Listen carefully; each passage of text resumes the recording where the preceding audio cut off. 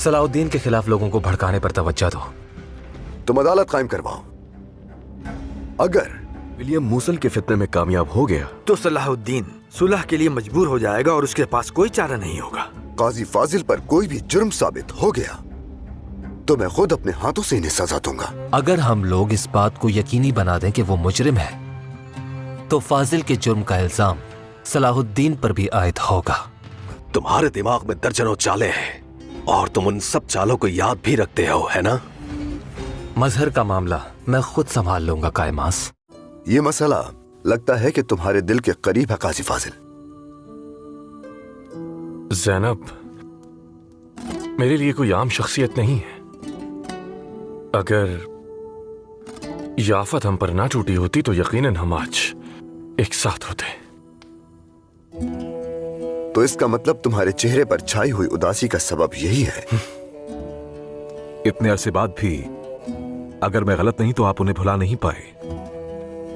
मैं उसको ना ही अपने दिमाग से और ना ही अपने दिल से निकाल सका और अब मैं देख रहा हूं कि अब भी साबित कदम है वो। देखा, मोहब्बत के मामलात हुकूमत के मामलात के मानिंद नहीं होते। दुरुस्त फरमाया मेरे सुल्तान। तकदीर की बांधी हुई गिरह को अकल से नहीं खोल सकता कोई भी। मैं और सायरा खातून भी एक दूसरे के दुश्मन थे, लेकिन तकदीर ने मिला दिया। अल्लाह आप दोनों को भी मिला दे। मुझे माफ कर देना बोरो, अपनी उलझनों में ऐसा उलझा कि तुम्हें मुबारकबाद देना ही भूल गया। शादी मुबारक हो तुम्हें। शुक्रिया।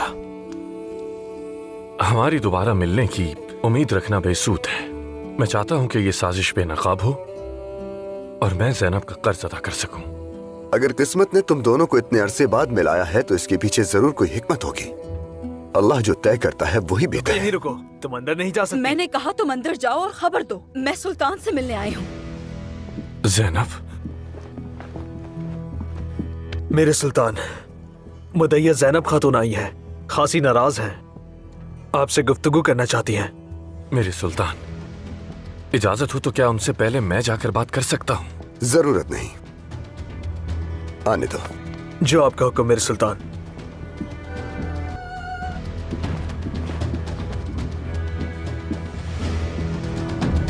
कहिए ज़ैनब खातून, क्या कहना चाहती हैं? आखिर आप इतने गुस्से में क्यों हैं? मैंने तो ये सुना था कि आप इंसाफ पसंद इंसान हैं, लेकिन मायूसी हुई मुझे। काजी फाजिल यहाँ आपके खैमे में कैसे मौजूद है मेरे सुल्तान?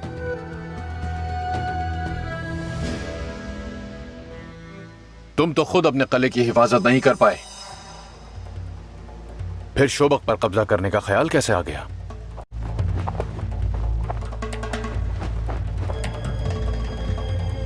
मेरे कौन?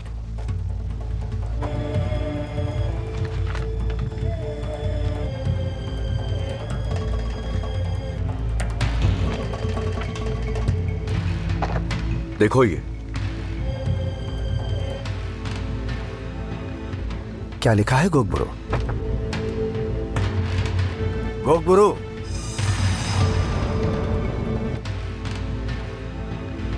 हज के रास्ते पर एक मुसलमान ताजर काफिले पर हमला किया गया है। हम कैसे मान लें ये सच है? चाहो तो मैं रुक जाता हूं, फिर तुम खुद देख लेना। लेकिन एक बात याद रखो, जब तक कला हमारे हवाले नहीं कर देते तुम, उस रास्ते को मैं तो मुसलमानों के लिए जहन्नुम बना दूंगा। सोचो जरा, हज का महीना करीब ही है और उस रास्ते पर सिर्फ तिजारती नहीं बल्कि हज के काफिले भी गुजरते हैं, है ना?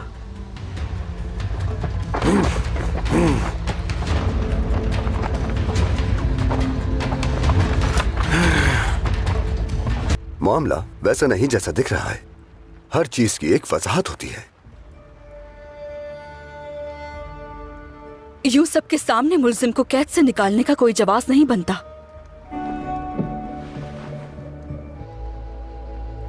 आओ बैठो वहां, इस पर हम इत्मीनान से बात करते हैं।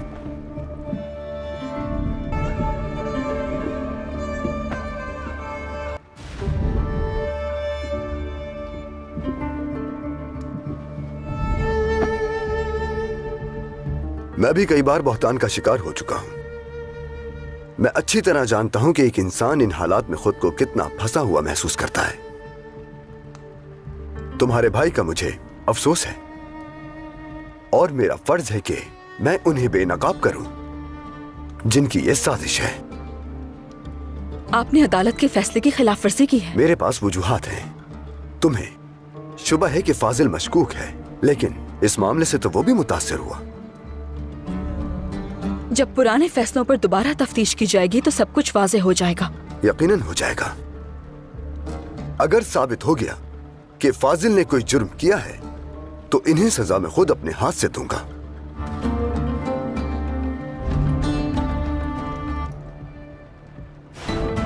मैं कैसे यकीन कर लूं इस बात पर? अगर मेरा इरादा कुछ और होता तो फाजिल के साथ मूसल से चला जाता, लेकिन मैं इस मामले के नतीजे तक पहुंचना चाहता हूं। मैं अदालत के हुक्म से पीछे नहीं हट रहा। ज़ैनब खातून, दमिश्क के सुल्तान के अल्फाज सोने से ज्यादा कीमती हैं। ज़ैनब खातून, अगर हमने इसकी खिलाफ वर्जी की तो आप हमें जवाबदेह ठहरा सकती हैं।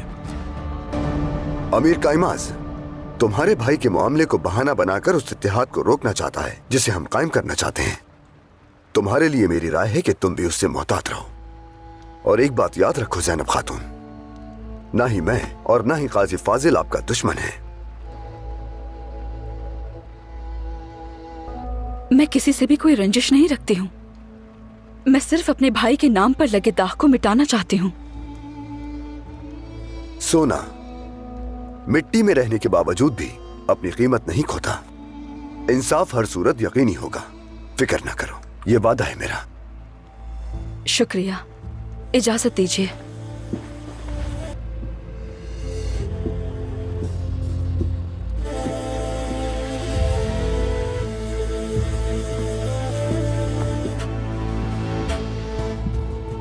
आपका बहुत शुक्रिया मेरे सुल्तान। वो खातून आपसे नाराज है और खासी परेशान भी, क्योंकि उन्हें आपसे मोहब्बत है। टूटे दिल को शिफा देने के लिए मोहब्बत करनी पड़ती है फाजिल। इजाजत चाहता हूं मेरे सुल्तान।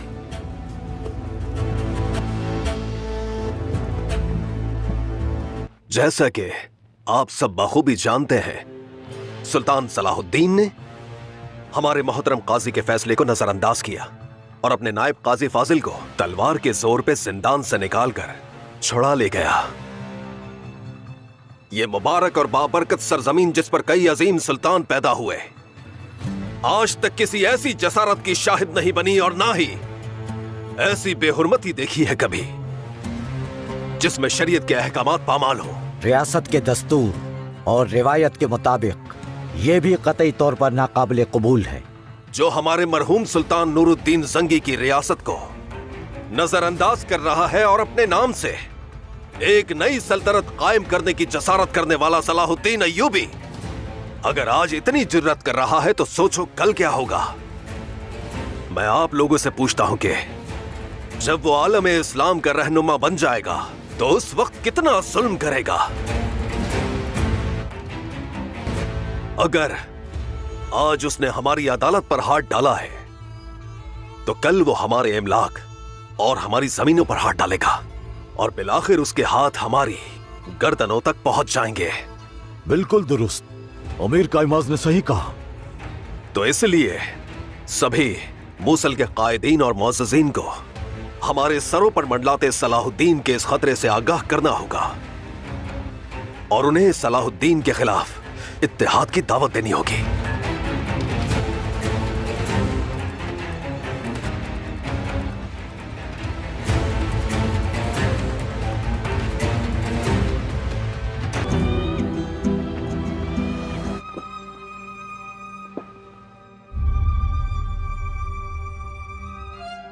बाल्डविन, कैसे हो तुम बाल्डविन? तबीयत बेहतर है? देखो मेरा चेहरा, मैं देख रहा हूं कि तुम पूरी कोशिश कर रही हो कि मेरा चेहरा ना देख सको। तुम्हारे चेहरे पर तकलीफ के साथ नफरत की झलक छुपी हुई है। नहीं, ये सच नहीं है। मैंने इसे खुदा की अता करदा ज़रा समझा। ये बीमारी जो मेरा जिस्म चाटती रही, और इस ज़रा ने मुझे उस मुकद्दस प्याले तक पहुंचाया जो नाकाबिले दरियाफ्त था।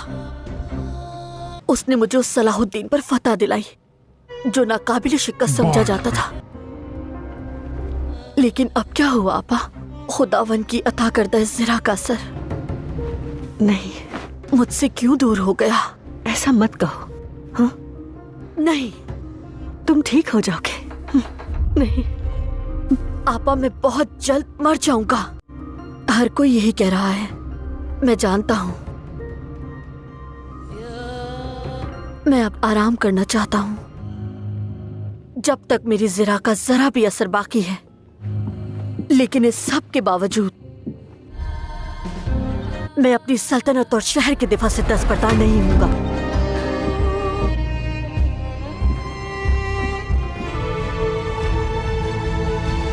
हमें फौरन अपने लश्कर यहां से बाहर निकालने होंगे। बेलियन अपने होश खो बैठा है। हरावल दस्ता रास्ते की हिफाजत करने के लिए कले से निकल चुका है। मुझे उनके हमले की हिकमत अमली का अंदाजा हो गया है। वो दूर से तेज और बेकायदा अंदाज में वार करते हैं ताकि अपने हदफ को उलझन में डाल सके। वाज़ेह है कि उनकी तादाद ज्यादा नहीं, सिर्फ वार करके फरार हो जाते हैं वो। हमें फौरन इक़दाम करने होंगे। अल्लाह न करे अगर ये सूरत हाल खलीफा तक जा पहुंची तो हमारे सुल्तान मुश्किल में पड़ जाएंगे, और साथ ही हमारा दमिश्क वापस जाना भी मुश्किल हो जाएगा। बिल्कुल।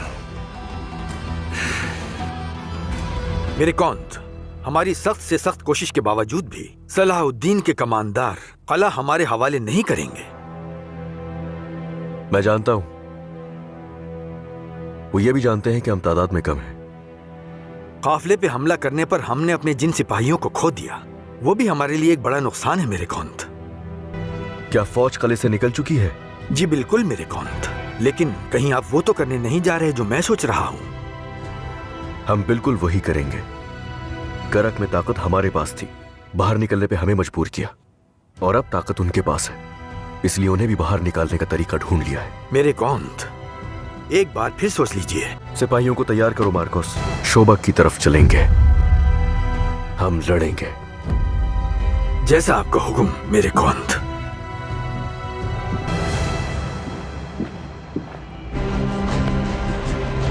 बुरी खबर है मेरे सुल्तान, शहर के मुअज़्ज़िज़ीन महल में हाजिर हुए हैं और ये शिकायत कर रहे हैं कि आपने काजी फाजिल को महल से रिहा कर दिया है।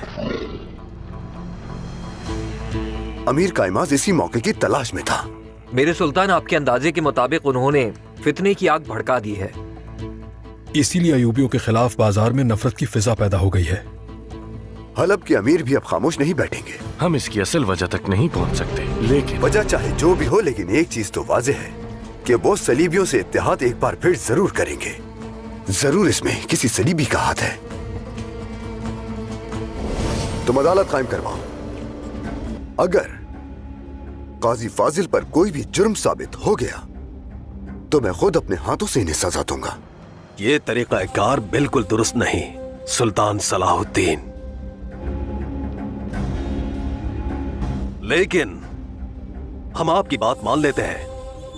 देखते हैं कि आपको एक शख्स की हिमायत करते हुए मूसल की आवाम आपके इत्तेहाद की पुकार पर क्या रद्द अमल दिखाते हैं। भाई, जब हम महल में मौजूद थे तो यूं लगा कि हमारे अलावा भी वहां कोई मौजूद है।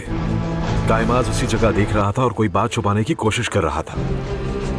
अभी ये वाज़ेह नहीं कि उसकी साजिश क्या है, इसलिए तुम सब होशियार रहो। जो आपका हुक्म मेरे सुल्तान। हमें उनके इस शोर-ओ-गुल के आगे डट के खड़ा होना होगा, वरना अगर मूसल की आवाम हमारे खिलाफ हो गए तो ये बिल्कुल भी अच्छा ना होगा।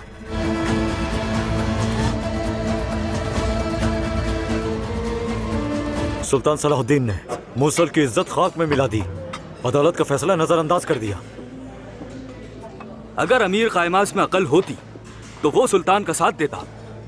सुल्तान सलाहुद्दीन मुसलमान दुश्मन से अकेले लड़ रहे हैं। तुम तो अय्यूबियों के जासूस लगते हो। जुबान संभालो अपनी। मैं किसी के लिए काम नहीं करता, मैं सिर्फ वही कह रहा हूँ जो हकीकत है। शर्म आनी चाहिए तुम्हें, गद्दार!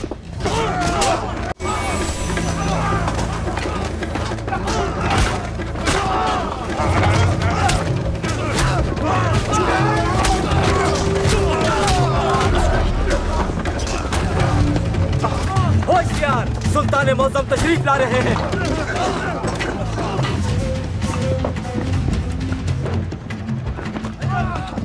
चलो सब एक जगह खड़े हो जाओ।